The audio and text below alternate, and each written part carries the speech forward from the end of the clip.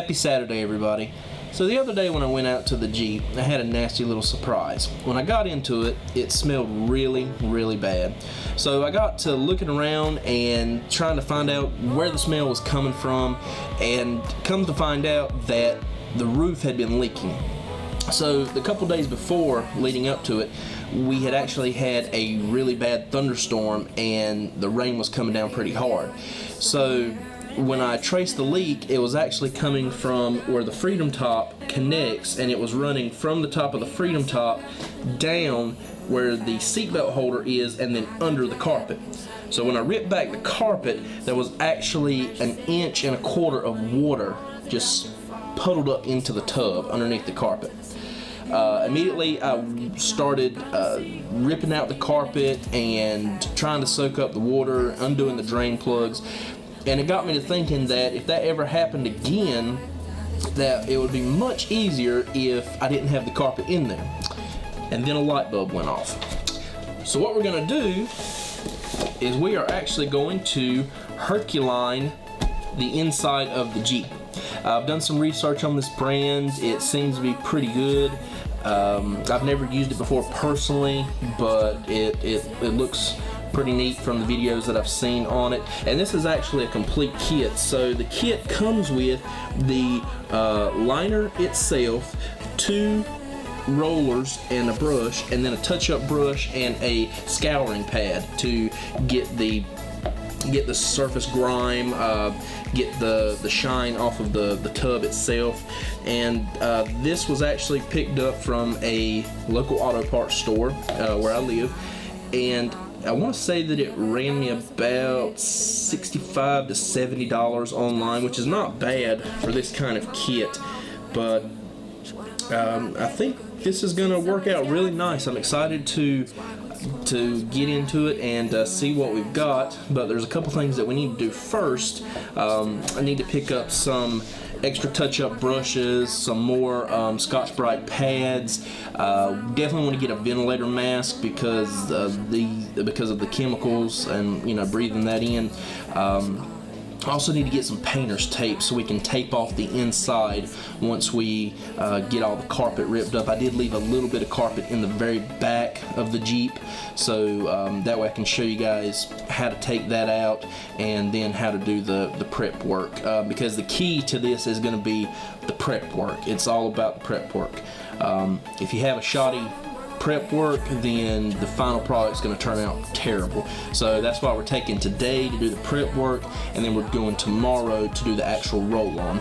So let's go see what we got. As I had mentioned before, I left the passenger side carpet in right here so I could show you how to take it out.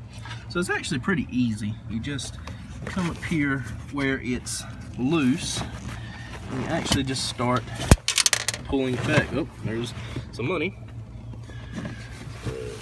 Just pull it back. Just come right out. So then you can see that you've got the empty tub, and oh look, there's a plug that's missing, so I need to fix that while I've got it here too. So, but as you can see right here, the tub is empty with the carpet taken out. And I've already done the same thing for back here, taking it out so it's ready to go. And I've also got to take this portion out here as well. After all the carpet's been pulled up, what I'm going to do now is I'm going to come and release these 1, 2, 3, 4 bolts that are holding the back bench seat on.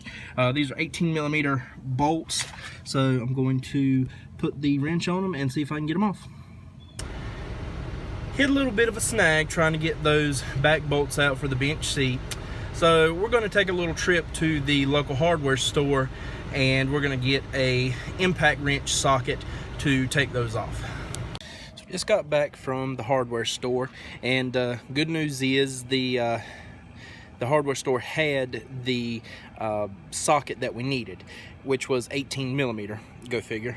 But the cool thing is, it was the very last 18mm socket that was in the entire store. So that was a lucky break. So let's go ahead and let's get these seats out, and I'll show you how to get the back ones and the front ones out as well. I highly suggest in getting an impact wrench if you don't own one already. It makes getting these bolts like this out so much easier. What I recommend doing is when you have a lot of pieces like this that you're taking off of a vehicle, or anything for that matter, is get you some plastic bags and a permanent magic marker, and just label it, you know, where the pieces go. For instance, this bag here says front, so I know that everything that's in this bag has to do with the front. So if I'm missing a piece, then I know that I need to look in this bag. Once you get the front bolts taken out, you've got 1, 2, 3, 4 spots holding it on. You're gonna have to take this section of the seat out as well. So you've got 1, 2, 3, and then 4 holding it in right there. So you have to take those out as well to be able to get the whole seat out. And those should be 18mm also. With the front seats, you've got 18mm bolt here, 18mm bolt here. Then you've also got 2 in the back. Once you do that, this seat moves freely, but you will have to take a Torx 45 bit to get the seat belt off.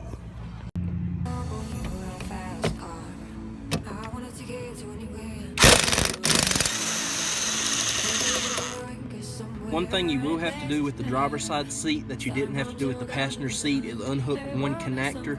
And I believe that that connector is used for the airbag. I'm not sure, so don't quote me on that. But if you look under here, you tilt the seat back.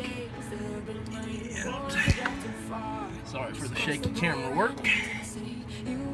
Right here is the connector. Basically all you have to do is just push in on it and it releases out. Now that we've got the seats out, the seat belt taken from the side of the seats, and now that we have completely wiped down the interior of the Jeep tub with a damp cloth, just to get any kind of dirt or grit out, there's a couple little rust spots in the tub of the floor, and I need to hit that with some sandpaper. I'm just going to use some 100 grit, no brand sandpaper, just to get that little surface rust knocked off there. You can see that. That's one of the reasons why we're doing this, is because the water that collects and pools up there just causes it to rust, and it's going to take its toll on the tub after a while. Now that we've finished sanding the front tub where the surface rust was and has knocked it down, it's time to take your scratch pad that was included with your kit and go over the whole interior of the tub, knocking over any of the glossy areas, because you want to get it scratched up. And you don't have to go down to the bare metal or anything of that. You just want to make sure there's no shine to it. That way the solution adheres to it properly and cures per the instructions of Herculiner.